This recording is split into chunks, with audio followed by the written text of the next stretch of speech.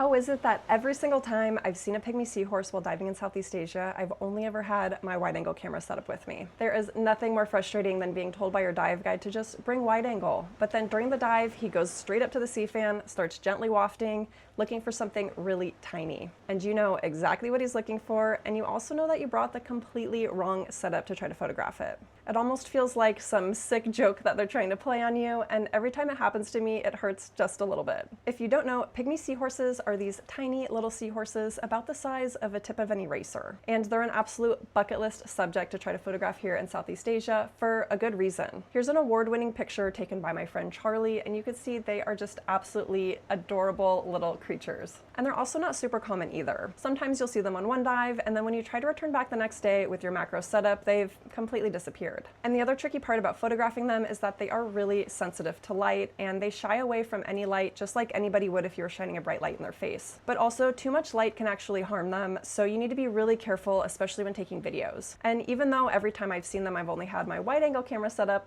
I still try to take a few shots. And honestly, I've been really pleasantly surprised. For a wide-angle camera lens, I feel like it did a pretty good job. I mean, it's not National Geographic quality, but considering it was in a pinch and I didn't have any other better options, I think it's also not half bad either. And with this 10 to 20 millimeter lens, I've actually been able to get some pretty decent macro shots of other subjects too, like nudies or candy crabs. But now I'm curious. If you have a dedicated macro and wide-angle lens for your underwater camera setup and you don't know what you're going to be seeing on the dive, which one are you going to take?